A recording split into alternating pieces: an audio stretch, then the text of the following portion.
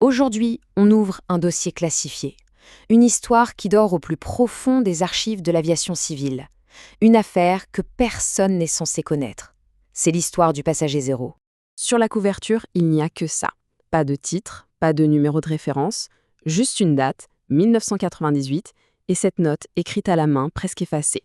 C'est notre seul point d'entrée dans un mystère qui, vous allez le voir, défie toute logique. Première section, le dossier sans titre. Tout commence, comme souvent dans ces affaires, par quelque chose de parfaitement banal. Un vol de nuit, en 1998.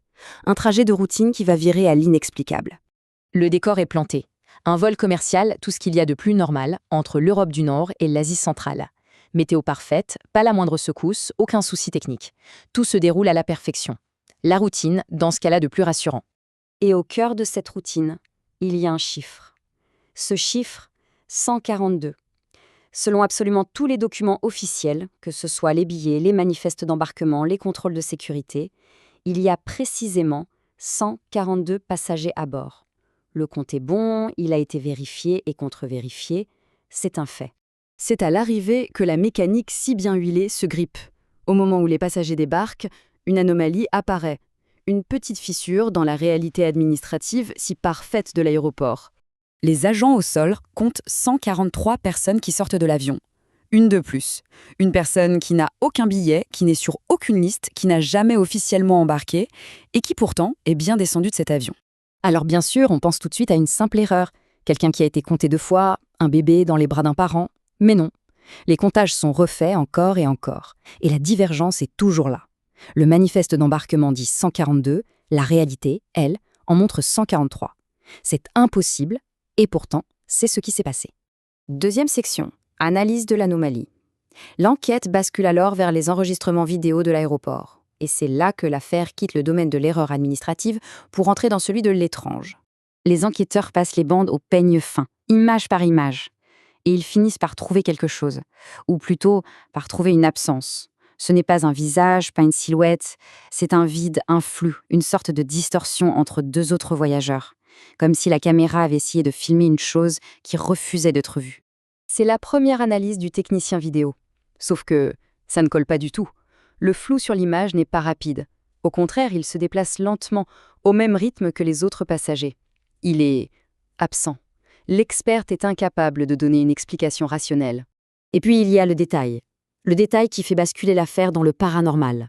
Ce vide dans l'image, ce flou. Il projette une ombre parfaitement nette sur le sol du terminal. Une ombre qui correspond à l'éclairage, qui prouve qu'il y a bien une présence physique. Mais il n'y a aucun corps pour la projeter. Troisième section, les preuves silencieuses. L'enquête se déplace à l'heure de la vidéo à l'avion lui-même. Si cette chose a laissé une ombre, elle a peut-être laissé d'autres traces derrière elle. Les enquêteurs se concentrent sur un siège qui n'était assigné à personne. Et ce qu'ils découvrent est pour le moins troublant. D'abord, le cuir du siège est encore tiède, comme si quelqu'un y était assis pendant des heures. Et sur l'accoudoir, ils trouvent une empreinte de main. Sauf que ce n'est pas une main humaine. L'analyse révèle une morphologie totalement inconnue, des doigts, des phalanges, beaucoup trop longs, beaucoup trop fins. La structure n'a rien d'humain. Et le témoignage de l'équipage ne fait qu'épaissir le mystère. Une hôtesse de l'air raconte avoir vu une forme sombre assise sur ce siège, une forme qui a disparu à la seconde où elle a allumé sa lampe de poche. Les autres membres parlent d'une sensation de froid, d'une présence, mais personne n'a de souvenir clair. C'est comme le souvenir d'un rêve, fragmenté et insaisissable. Quatrième section, vérités officielles et officieuses. Face à une montagne de preuves inexplicables, il a bien fallu clore l'enquête. Mais la conclusion du rapport officiel n'a rien à voir avec ce que les enquêteurs se sont dit en privé. Officiellement, l'affaire est classée comme une simple erreur administrative.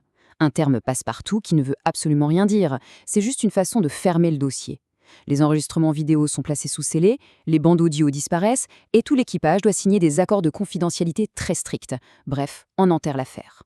Mais officieusement, ceux qui ont vu les preuves ont échafaudé une théorie bien plus folle. Pour eux, le passager zéro n'est jamais passé par une porte d'embarquement. Il serait tout simplement apparu à bord, au milieu du vol, comme si l'avion, pendant quelques instants, avait traversé une sorte d'intervalle, une poche dans notre réalité où les lois physiques ne s'appliquent plus de la même façon. Et cette entité serait ensuite repartie, comme si de rien n'était, fondue dans la masse des voyageurs. C'est la dernière phrase écrite à la main dans la marge d'un des rapports non officiels. Une réflexion qui fait froid dans le dos. Elle suggère un univers bien plus étrange que ce qu'on peut imaginer, un univers qui la plupart du temps se contente de rester silencieux. Mais parfois, ce silence est rompu. C'est la question que laisse ouverte le dossier du passager zéro. Une question sur la nature même de l'espace qui nous entoure et sur ces voyageurs silencieux qui, peut-être, l'empruntent en même temps que nous.